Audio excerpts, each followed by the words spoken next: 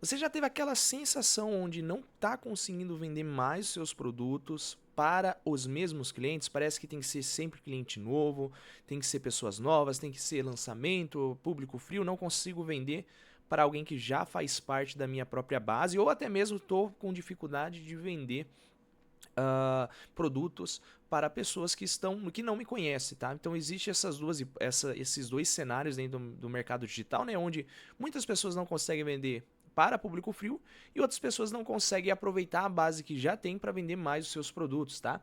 Então, no caso, vou realizar alguns comentários a respeito desses pontos. A gente tem alguns motivos, tá? Alguns motivos que reforçam, né, na verdade, essa dificuldade no processo de venda, tá? Então, antes, né, de chegar a explicar, né, a respeito do porquê isso pode estar acontecendo, contextualizando para você, trabalho no mercado digital há quase 4 anos, tá? Já faz mais de 3 anos aí, quase se aproximando do quarto ano já de trabalho digital.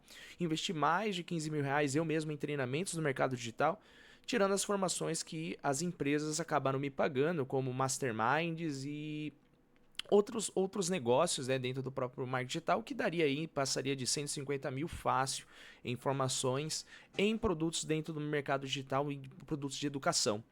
E depois de todo esse tempo, né, ouvindo várias pessoas, vários especialistas, vários infoprodutores, eles têm a sensação de que as vendas elas estagnaram, né? Elas chegaram num platô, por assim dizer, e o negócio ele acaba não escalando e eles não sabem o motivo do porquê, né? No caso, ele está tendo essas limitações, essas dificuldades de geração de conteúdo, geração de venda, os lançamentos acabam tendo problema, os conteúdos estão flopando, não estão conseguindo mais alcançar aquilo que eles alcançavam há 3, 4, 5 anos atrás, né? E existem muitos motivos, tá? É difícil, de novo, eu conseguir dar um diagnóstico, dar uma precisão, né? Vou falar aqui no momento, em um dos próximos slides, que é difícil a gente precisar, né? Sem antes diagnosticar o próprio negócio. Mas existem algumas questões principais que interrompem esse fluxo de venda, esse fluxo de receita, tá? Antes de mais nada, eu estava fazendo a leitura de um livro, deixa eu ver se eu consigo encontrar ele aqui, que é do Michael J. Sandel, né? Que no caso ele é um escritor, né? Se eu não me engano, ele é um jornalista. E aí, no caso, ele acaba descrevendo dentro do livro, ainda não terminei, tá? Ele diz a respeito dos valores éticos de mercado, né? O que pode ser comprado, o que não pode ser vendido, na visão ética do mercado. Então ele traz duas frases logo no início que ele fala assim: quase tudo pode ser comprado e vendido e não faltam maneiras de ganhar dinheiro, tá? Dentro da cultura do mercado hoje. Então, Sandel ele mostra que a gente saiu de um sistema de mercado e se transformou praticamente numa cultura de mercado, onde tudo que a gente tem, tudo que a gente produz pode ser vendido, pode ser comercializado. Então, se tudo pode ser vendido, por que está mais difícil de vender hoje? Ao contrário do que muitos gurus do mercado eles acabam falando que aproveita, produz seu produto de IA, vende, comercializa e no final das contas a gente acaba não conseguindo entender qual o motivo de de ter essas limitações de mercado, de não conseguir vender propriamente dito, tá? E uma das principais razões, tá? Na verdade eu vou trazer, eu acho que se eu não me engano, quatro, tá? Mas aí no caso existem diversas outras.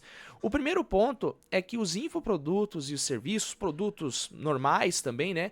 Eles são mais do mesmo, tá? Então no caso, o produto é muito repetitivo, é muito plagiado. Tá, vou trazer um exemplo. Teve um especialista que ele vende uma oferta, tá? Ele vende um produto, uma mentoria, onde ele ensina a roubar ofertas, né?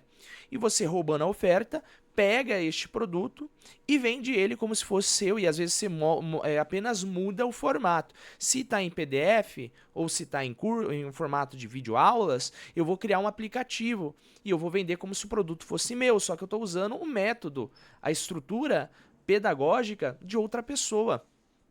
E isso, no caso, acaba gerando uma sensação de mais do mesmo dentro do mercado digital. E, além disso, o mercado ele também está repleto de mentiras, tá? E, na minha visão, sendo bem sincero, tá? Eu acredito que grande parte dos players não estão nem aí para a qualidade do material pedagógico.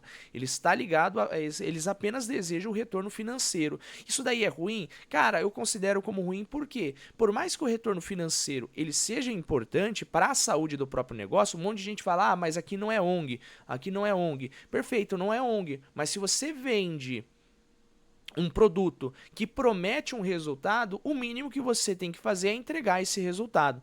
Ah, mas tem variáveis, às vezes a pessoa não aplica o método, se a pessoa aplicar o método, vai conseguir alcançar o resultado? E, na verdade, não. Não tem estrutura pedagógica, não tem estrutura, não tem de fato um pensamento e uma linha lógica no consumo do conteúdo.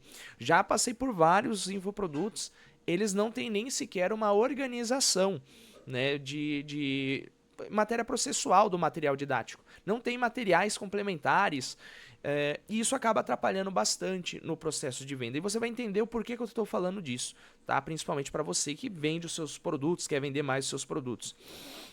Então, no caso, a gente tem essa limitação e tem um economista chamado George Akerlof, né, que ele fala a respeito de um conceito que é o mercado de limões, que é o quê? Ele descreve assim, quando os compradores não conseguem avaliar a qualidade de um produto antes de comprar, como é o caso, por exemplo, dos cursos online, ele não fala disso, né, um comentário adicional meu, como é o caso dos cursos online, como é o caso dos produtos físicos que você compra no digital, você consegue ver as avaliações de outras pessoas. Mas no caso, a gente não consegue comprovar a qualidade, porque tem gente que compra depoimento falso, que compra avaliações falsas positivas do próprio produto.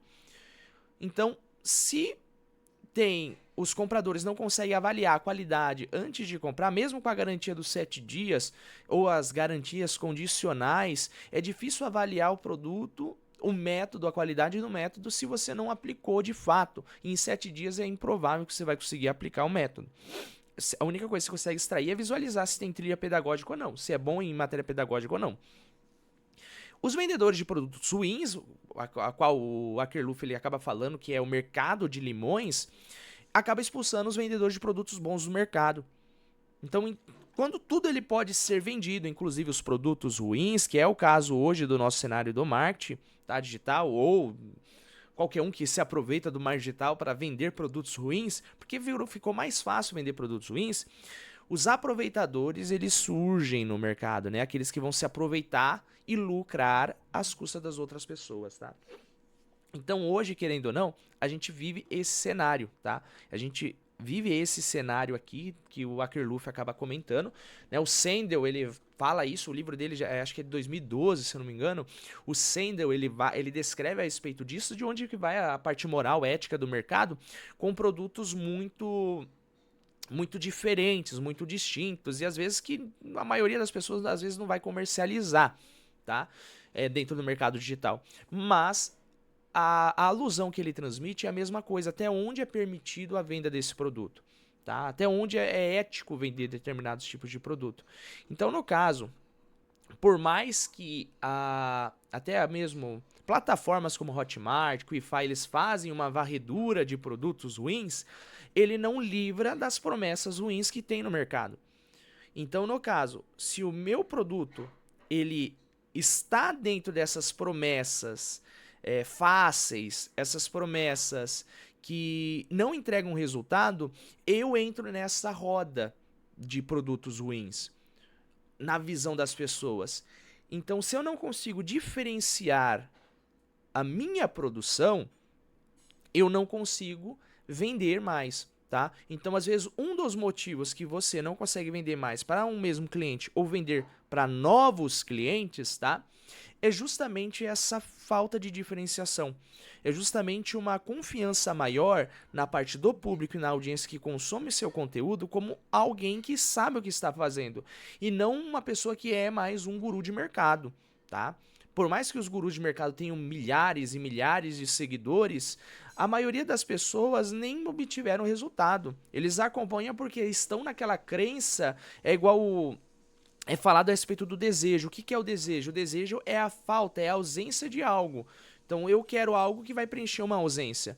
Então muitas pessoas seguem esses gurus de mercado justamente porque tem a ausência do resultado, por assim dizer. E além disso, um monte de produto é tipo copia e cola um do outro. Então acaba tendo essa dificuldade.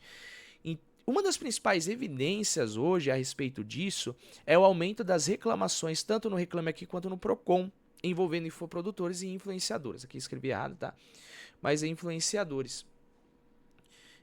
Então, no caso, acaba gerando essa visualização. Então, tem guru que está sendo investigado pelo mercado, está sendo acusado, está envolvido em escândalo. Tem gente que está sendo pesquisado lá, a Polícia Federal acaba analisando, vendo o que está acontecendo, acusações legítimas, se é legítimo, se não é. E aí, no caso, um monte de pessoa está procurando algo, uma transformação de trabalho, às vezes uma oportunidade de trabalho nova, alguma coisa que dê um pouco mais de sentido às suas vidas, a busca de um sonho, criar um negócio, um hobby saudável. Então, no caso, existe desejo na parte do mercado. O desejo ele não foi removido do mercado, porque o desejo ele é a ausência de algo, acaba querendo ou não sendo algo que eu desejo algo que eu tenho falta. Eu não desejo aquilo que eu já tenho, muitas vezes, tá? É claro, existem exceções, exceções, exceções, né? Não gosto de ditar nenhuma regra, né, dentro do mercado, mas no caso a gente tem isso. Então o mercado ainda tem espaço, o mercado ainda tem desejo, o mercado ainda tem pessoas dispostas a pagar. Só que o que acontece? A internet transformou a educação em um produto de prateleira. Tá? O que seria essa prateleira? Prateleira de mercado mesmo. A gente tem o mesmo produto em embalagens diferentes. A gente tem os mesmos macarrões e diversas marcas ali vendendo macarrão. Qual que é a diferença entre elas? É marca, geralmente é marca. Alguns acabam mudando a estrutura do componente, né? O componente bioquímico, né? Por trás, né? Do alimento, por assim dizer. Mas no mercado digital é a mesma lógica. Pouca gente se diferencia, pouca gente faz macarrão novo, né? Faz um macarrão diferente. Eles só mudam a embalagem e dizem que é seu. Não tem um foco na didática do aluno e nem na transformação, didática no caso, do produto e a transformação do aluno, mas sim a quantidade de dígitos que o negócio faz. Então, por exemplo, aqui no caso é até difícil dar o exemplo do marketing digital como um todo, porque querendo ou não, para eu mostrar a ausência, eu vou falar, fulana de tal fez 7 dígitos na minha mentoria. Com o meu mastermind, né, por assim dizer. Mas, por exemplo, às vezes vai lá, tem promessa mirabolante, mas não entrega nada. Não entrega nada. O mastermind, até o próprio exemplo dos masterminds, eles se tornaram um negócio muito batido, né? Um monte de guru falaram, vou criar mastermind, vou criar mastermind, vou criar mastermind, vou criar mastermind. E existem alguns masterminds que são muito bons, são bons. Eu pelo menos acabei gostando, tipo a Craft. Então eu particularmente gostei, eu gosto bastante da didática e o formato de trabalho do Marcelo Bragion, então talvez o Mastermind Gênios dele seria interessante para mim, mas percebe que é difícil descrever se um produto tem qualidade ou não? Qual que seria a maior fonte de qualidade? Prova de resultado e a didática do material. Se o material não é didático, é um monte de aula jogada avulsa, sem uma estrutura lógica, cara, a maior parte das pessoas não vai consumir. Isso daí foi o início das comunidades. Lá em 2018, 2019, quando eu criei uma comunidade, a ideia da comunidade era algo como lotar de produtos, de aulas, de conteúdo, mas não tinha estrutura pedagógica. Né? Hoje as comunidades modernas são diferentes. No caso, a gente tem o Jonas Cássio, que ele tem linha lógica, tem linha pedagógica na comunidade dele. Então ele lança sim conteúdo novo, só que faz sentido no ecossistema dele, faz sentido na estrutura lógica.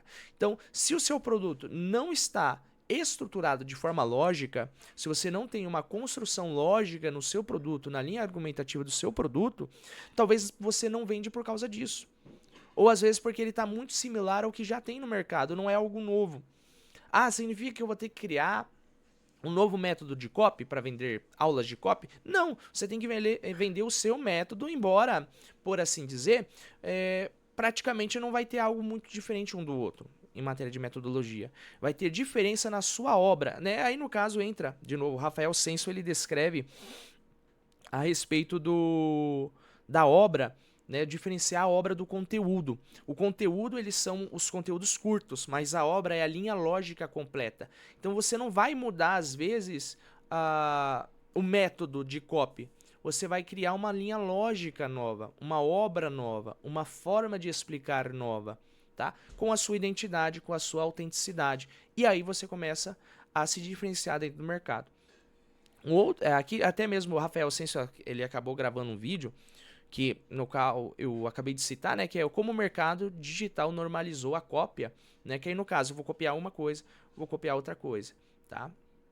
E ele gerou uma diferenciação, mostrou uma forma de diferenciação, que é o quê? O que é plágio e o que é inspiração, né? Inspiração é exatamente o que eu estou fazendo agora.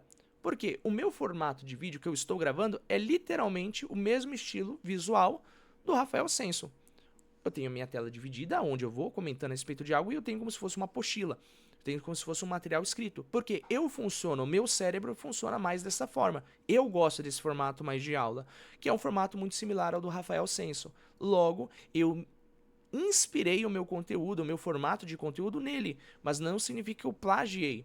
Por quê? Primeiro ponto, já estou evidenciando ele como a principal fonte, a principal referência minha, nesse modelo de formato, mas também porque eu mudei algumas coisas, eu tenho a minha lógica, eu tenho o meu estilo de trabalhar, tenho o meu estilo de linha argumentativa, que ele tem uma forma diferente, eu gosto mais da forma dele, mas eu tenho a minha forma de comunicação.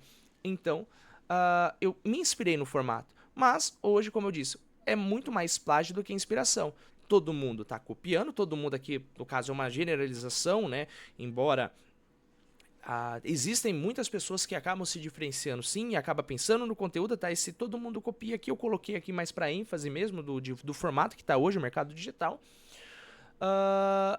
Mas, no caso, poucas pessoas conseguem pegar algo que já tem e se inspirar para criar ou algo novo ou uma nova linha de pensamento em cima disso. Existe algo novo que pode ser criado e existe uma linha nova de fazer a mesma coisa. Tá? Isso é inspiração. E quando você referencia a sua própria fonte. Então eu recomendo principalmente esse vídeo aqui de como o mercado digital normalizou a cópia e também porque tem tanta gente burra no marketing digital, porque acaba gerando muita conexão com o que está sendo informado aqui nesse vídeo, tá? Um exemplo bem prático, tá, a respeito disso é a forma como tá as copies hoje. Eu trouxe duas headlines aqui, na verdade meu foco é mais na sub-headline. Aprender IA na prática com até 30% off, esse daqui já é muito conhecido, né, esse formato de dar desconto logo na headline. Só que o problema tá aqui, ó, na minha visão, tá? Do básico à aplicação real. Estude a IA generativa, agentes com RAG, Python para IA e fundamentos de modelos modernos para uma trilha completa, tá? Do básico à aplicação real. Cara, quantas vezes a gente já viu isso em sub-headline nos dias de hoje? Porque isso aqui é o formato que a inteligência artificial ela acaba entregando. Do básico à aplicação real. Estude a generativa. Cara, é chato. Eu acho chato. Eu não gosto desse texto, tá? Eu, pelo menos, eu acabo não gostando. Tá? No caso do básico, a aplicação real. Eu acho que ficou muito batido, muito expert usou. É igual o argumento aqui abaixo, tudo que você precisa. Eu já utilizei esse argumento, tá, gente? Então, no caso, eu não tô aqui falando que eu fiz melhor, eu já fiz isso também. Tá? Tudo que você precisa para construir XYZ. Tudo que você precisa para criar seu negócio faturando com IA. Tudo que você precisa para construir uma inteligência artificial que vai melhorar o seu processo no trabalho. Então, a própria cópia já é repetitiva e os produtos também. É IA para cá, é IA para lá, é IA que rouba oferta de outras pessoas. Eu já vi uns 10 tipos de IA que rouba oferta de outras pessoas, cria swipe file. Cara, não tem muita diferenciação hoje em matéria de estrutura. O que é um problema. Acaba sendo um problema porque se você é mais do mesmo, ou você vai vender por causa da sua audiência que já está seguindo você, ou você não vai vender nada, porque é mais um produto. É mais um produto. Ou você vai vender por preço, tá? Pode vender por preço também. Se eu cobro mais barato e a pessoa vê que é a mesma coisa, pode sim gerar uma venda ali por causa principalmente da parte do preço. Só que não há diferenciação, não há uma marca bem estruturada. Aí eu falo tanto marca empresa quanto marca pessoal, tá? Como foi o exemplo do Rafael Senso e do Jonas Castro que eu já citei por aqui. De novo, isso significa que todos são vendedores querendo se aproveitar e pegar o seu dinheiro? Não. Existem pessoas boas no mercado também. E é essa pessoa que você deve se tornar. Você tem que se tornar o seu produto. Vamos lá. Se eu pudesse resumir todo esse vídeo aqui, que vai ser um pouquinho prolongado, em uma frase mais curta, o seu produto precisa ter pedagogia. Tem que estar bem estruturado, tem que ser pedagógico, tem que ser bom, tem que gerar transformação, tem que ter uma linha lógica. E você tem que ter uma marca pessoal bem estruturada. Uma marca pessoal, uma marca empresa, tá? Porque se você não gera conteúdo com micros, que vai gerar essa obra, por assim dizer, isso daqui é uma obra. E eu posso tirar vários micro conteúdos, vários conteúdos que vão financiar essa obra minha, que é o quê? É esse vídeo que eu estou gravando agora, que é o meu pensamento completo a respeito de um tema, tá? Não é um pensamento completo, tá? Então, tipo, é uma alusão mesmo à obra. Você vai conseguir entender muito mais dentro do conteúdo do Rafael Svensson, tá? A respeito das obras. E aí, no caso, a gente precisaria ter esse material bem estruturado, tá? Um segundo ponto que pode atrapalhar a sua venda de produto é a falta de audiência para comprar. Às vezes você não construiu audiência, às vezes o seu público não vai comprar, às vezes não é nem audiência. Às vezes, no caso, são pessoas que te seguem. Ah, tem um perfil de Instagram com 10 mil pessoas, mas vai lá ver, 8 mil já conheciam você de amizade, de clube, alguma coisa. Não é pessoa que vai estar disposta a comprar. Então, você não tem audiência, você não construiu audiência. Então, qualquer produto, você não vende. E aí, no caso, você acaba impedindo que o seu produto escale. Então, às vezes, não é nem problema lá atrás, de, mas eu tenho um produto novo. Cara, mas eu tenho um bom produto. Às vezes, você acaba não tendo audiência para comprar. Ou a audiência não está desejando o seu produto, tá? Há um tempo atrás, daqui é uma newsletter de 2025, se eu não me engano, que eu fiz, que eu comparei ao marketing, a uma estrutura do Panetone, por assim dizer, tá? Que é o quê?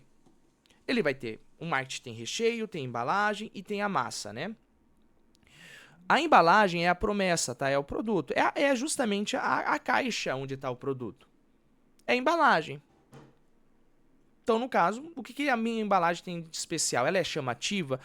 A promessa é chamativa? Significa que eu vou prometer qualquer coisa? Não. Lembra do que eu critiquei lá atrás. Promessas mentirosas não funcionam. Porque a pessoa vai comer o panetone e não vai gostar.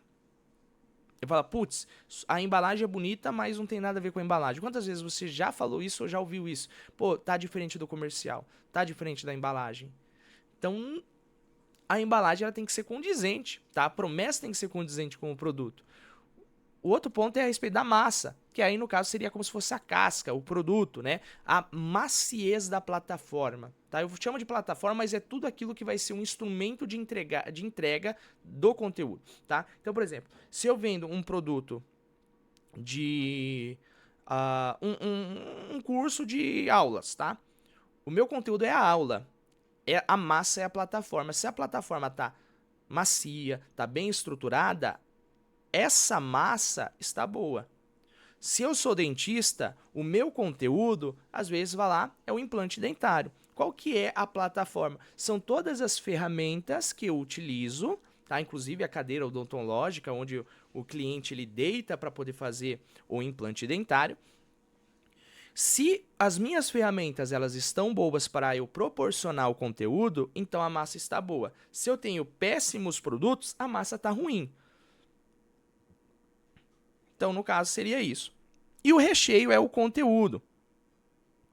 Que aí, no caso, é o que está diferente. O que me diferencia do restante, tá? Por exemplo, eu dei o exemplo do dentista, né? O implante, ele é o mesmo para todas as clínicas odontológicas. Implante é o mesmo tipo de serviço. Mas o conteúdo, ele muda por quê? Porque eu posso mudar a experiência do cliente, do paciente. Eu posso, enquanto eu vou fazendo um implante, permitir, deixar ali café, alguma coisa diferente ali, proporcionar uma experiência, tratar bem já é um conteúdo diferente, que aí o pessoal vê, pô, a embalagem tá bonita, tem boa massa, o recheio tá bom, pronto, é um bom panetone, é um bom marketing. Se não for um bom marketing, não for um bom panetone, ele tá seco igual proposta de Black Friday. Vai lá da Black Friday ou da época de Natal, vem um monte de panetone de qualquer lado, e aí vem ali uns que é seco, uns que não tem recheio. E aí, no caso, marketing é justamente nesse ponto. A gente não pode roubar o panetone de outras pessoas, né? As marcas conseguem roubar a embalagem da Cacau Show, até a massa consegue aproximar, mas o recheio é distinto, é difícil de copiar, tá? E se conseguir copiar, a pessoa percebe que tá igual a uma outra marca. Por exemplo, é o mesmo recheio que a Cacau Show usa, então eu sei que é uma cópia. Significa que dentro dessa alusão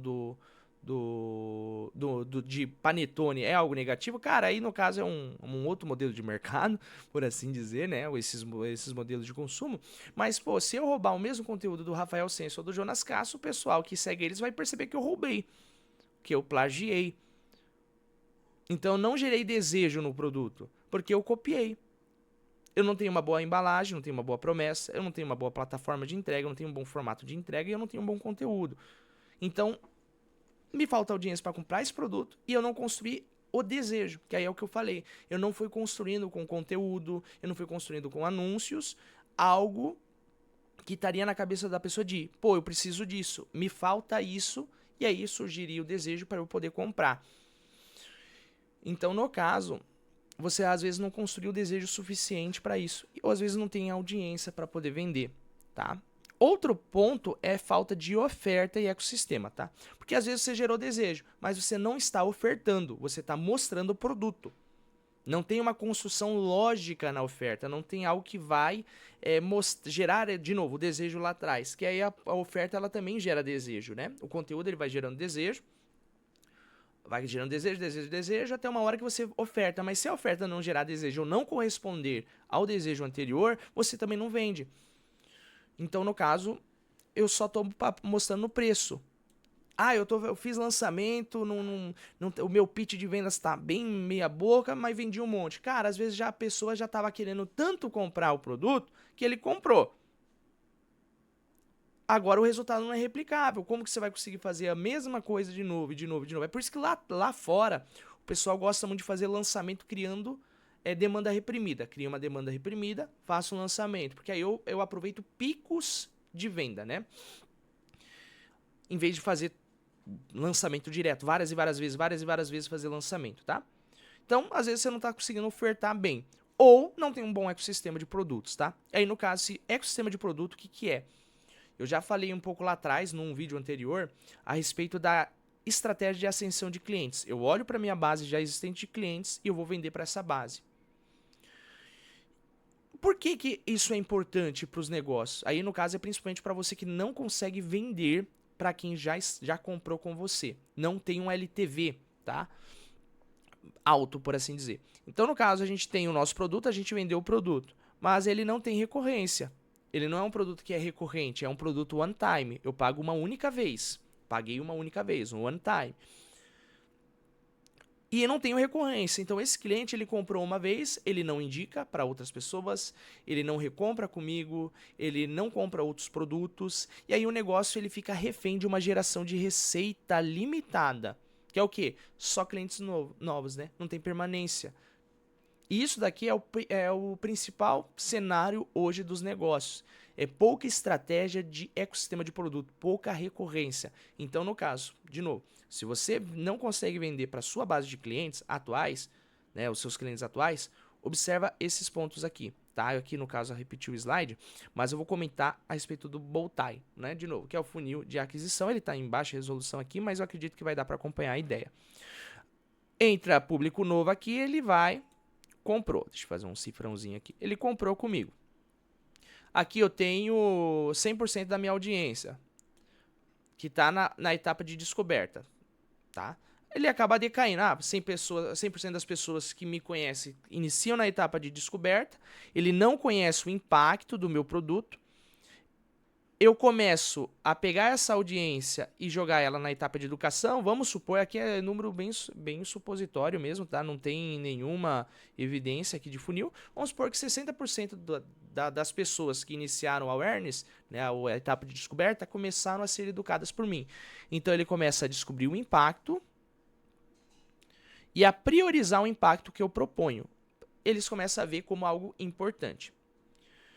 Dessas, 30% estão pensando em comprar o meu produto. Vamos supor a etapa de seleção. Tá? Eles começam a pensar a comprar o meu produto. Mas desses, apenas 5% da minha audiência comprou de fato. Vamos supor, ele comprou. Percebe que ficou 25% das pessoas preparadas para comprar para trás? E muita gente abandona essas pessoas, esse público. Deixa eu apagar aqui para poder facilitar a visualização. Mas no caso, as pessoas abandonam esse público. Não se perguntam por que eu perdi 25% da minha audiência, que estava preparada para comprar, e só compraram 5%. Então eles não têm ações que tentam gerar mais desejo na oferta para essas pessoas, e das 5% das pessoas que compraram, eles às vezes não fazem um bom onboarding, uma boa experiência para essa pessoa, não gera indicação, não gera retenção no cliente. Então, além de eu perder os 25%, eu só ganhei 5% da venda, sendo que na verdade esses 5% que compraram comigo, eles podem comprar 3, 4 vezes mais ou gerar uma indicação. Então, tá vendo que eu aumento as pessoas que compraram comigo, eu vou aumentando. Eu vou aumentando o resultado, eu vou aumentando a venda. E é justamente isso que grande parte das pessoas acabam não fazendo. Eles não priorizam a ideia de vender mais para quem já comprou. E quando faz isso, não tem ecossistema de produto. Então, no caso, deixa eu ver se eu trouxe alguma ideia de ecossistema. Não cheguei a trazer, então eu vou trazer aqui desenhado mesmo. Que é o seguinte, eu tenho o meu produto principal, já expliquei isso no último vídeo. Eu posso criar outros produtos. Olá, para a pessoa que consumiu o meu produto principal, vou fazer um pezinho aqui, produto principal. Eu vou vender meu acompanhamento, meu high ticket, vou fazer um Hzinho. Então, vai comprar meu high ticket. Ah, eu vejo aqui quem está dentro do meu produto principal. Vamos supor que temos 3 pessoas que compraram. É claro que vai ter mais, né? Pelo menos a ideia é que tenha. Mas supondo ali que tem 3 pessoas. Eu analiso o Rodrigo, vamos lá, o Rodrigo, e eu vejo que ele não está preparado para comprar. Por quê? Ele comprou meu produto principal, mas ele não teve transformação ainda, ele ainda não gerou um bom depoimento, ele ainda não demonstrou satisfação com o meu produto. Não está preparado para vender. Eu vou no Ricardo. O Ricardo é a mesma coisa. O Ricardo ele não está preparado para fazer a compra. Eu vejo, não está preparado. Agora, a gente tem o Fernando. Eu vi o Fernando e o Fernando ele está preparado para comprar meu produto. Ele já gerou depoimento, ele já indicou algumas pessoas, inclusive, ele já teve transformação, já teve resultado com o meu método. Agora, eu posso oferecer para ele o meu high ticket. Falar, cara, eu tenho um programa de acompanhamento que vai trabalhar outras dores do seu negócio. Que você não quer comprar este produto? Tá? Ele gerar todo o desejo em cima do produto. E se ele comprar, perfeito, ele já passou a próxima etapa. Se ele, no caso, tem uma outra dor, eu posso criar um outro produto. Eu vejo, Ricardo, eu vi que você não conseguiu ainda alcançar os resultados. Tá conseguindo dar os primeiros passos, tá começando a dar certo, mas eu vi que você não está preparado para comprar o meu produto high ticket, meu acompanhamento, mas você está preparado, olhando outras métricas, para comprar o meu segundo produto.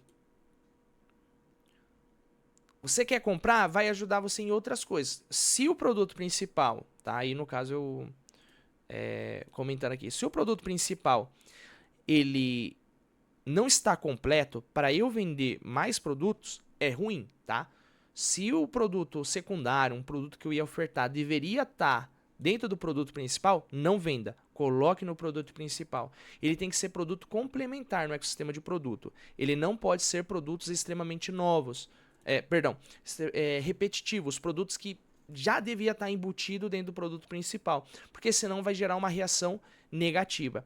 Então a gente tem aqui o produto 1, a gente tem o produto 2, a gente tem o produto 3, pode ser low ticket, pode não ser. Eu tenho meu produto principal, eu tenho meu acompanhamento, que é o meu high ticket. O meu produto low ticket sempre leva para o meu produto principal. Eu vejo as pessoas, eu vejo se a pessoa está preparada para comprar um novo produto, eu jogo ela no high ticket. Se ela não está preparada para o high ticket, eu posso jogar ela para um outro produto que eu tenho.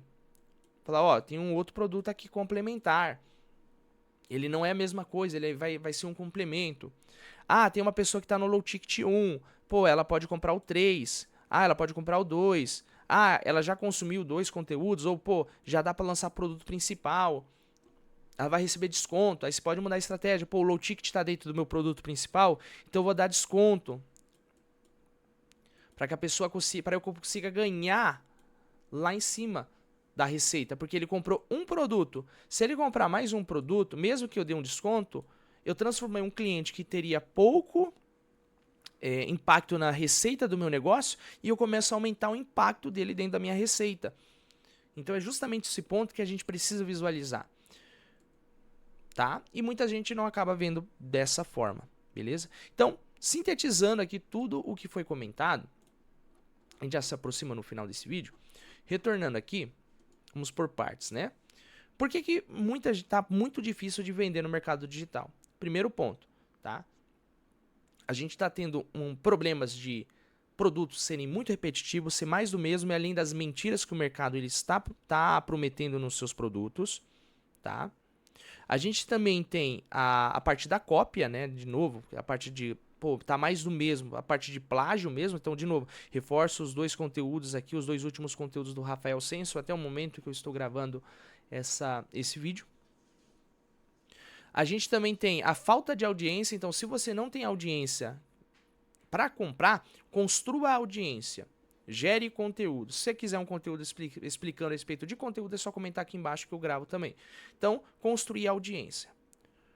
Caso você já tenha audiência, mas ela não compre seu produto, tem que ver se a audiência é a correta para comprar, e se for a correta para comprar, provavelmente você não gerou desejo em cima do seu produto. Então, como que eu vou gerar desejo, tá? Tendo uma boa embalagem, tendo uma boa promessa, tendo uma boa plataforma, uma maciez de entrega, tá? E tendo bom conteúdo, tá? Uma boa prática pedagógica dentro do meu produto e gerar desejo mesmo, mostrar transformação, mostrar provas que realmente justificam o investimento, por assim dizer, tá? E aí outras maneiras existem também dentro do processo de copy. Construir uma boa oferta, então às vezes você está apenas mostrando o preço, não tem uma oferta que gere desejo de fato.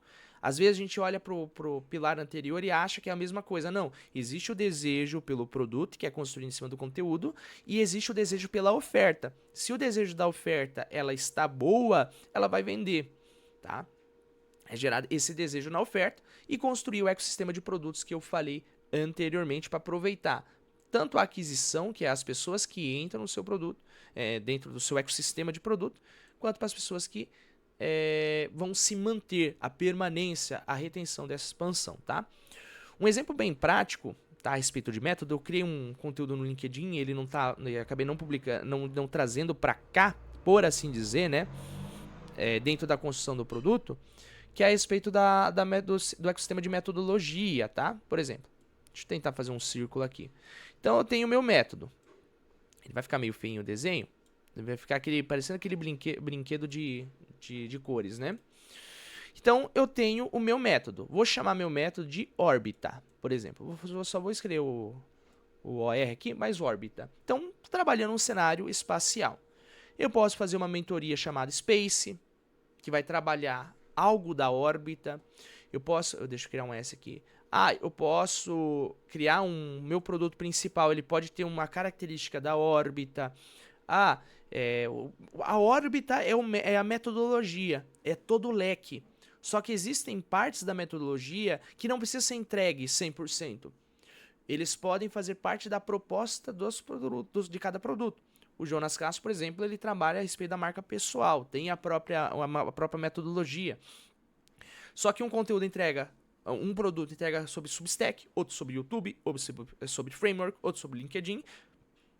E tem a escola do Jonas, que acaba agrupando todo o conteúdo. Tem os acompanhamentos, tem a outra empresa dele de conteúdo, que ele vai lá e a agência dele de conteúdo dentro do LinkedIn acaba fornecendo o produto. Então percebe que a escola do Jonas tá ali bem estruturada. Ele tem vários produtos, ele entrega diversas coisas, a escola pode, ele trabalha o leque completo, tem mentoria, tem aulas, tem aula ao vivo, tem tira dúvidas, como se fosse hot seat ali. Então tá bem estruturado. Só que ele não vende isso dentro dos low tickets. Por quê? Porque não precisa. Ele é apenas um pedaço do método, sacou? Eu extraio do meu método e vendo microprodutos. A gente pode fazer isso com produto high ticket também. Então, pô, a escola do Jonas ensina a fazer conteúdo pro LinkedIn. Só que eu posso ter a minha agência de entrega de LinkedIn. Então, um eu ensino, o outro eu produzo. Então, percebe aqui as nuances que dá para fazer, as diferenças que dá para construir? Então, é justamente sobre isso que você tem que pensar no seu negócio. Como é que eu consigo aproveitar e construir um bom ecossistema de produto, tá? Existem vários outros motivos. Como eu disse, é necessário um diagnóstico para isso. Então, se você quiser, pode comentar aqui dentro, ali na aba de comentários do YouTube, quais são suas dificuldades, tá? Que eu vou gravar um vídeo respondendo cada comentário, cada ponto, justamente com essas metodologias, essas estratégias, para que você consiga entender um pouquinho mais cada parte. Oferta, desejo, ecossistema de produto, como não ser mais do mesmo, como que a gente consegue diferenciar.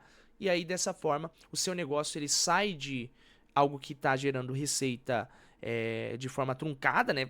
Vai lá, começa aí, a engrenagem trava, trava, a engrenagem trava, para uma receita mais previsível, uma receita com um fluxo melhor, por assim dizer, né? Tendo esse processo de melhoria, tá?